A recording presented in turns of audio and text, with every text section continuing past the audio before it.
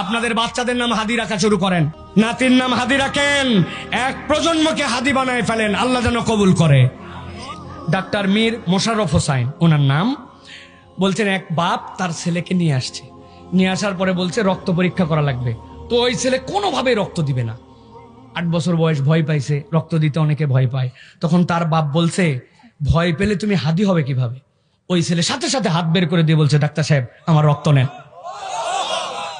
এটা হাদির সফলতা।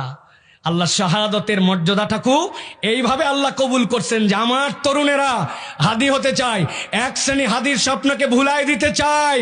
আমরা স্পষ্ট কণ্ঠে বলতে চাই প্রত্যেক এই প্রজন্মের ইমানদারের হৃদয়ের মধ্যে হাদি ঢুকছে, আমরা ওই হাদির চেতনাকে লালন করব ইনশাআল্লাহ। রাজি তো ইনশাআল্লাহ?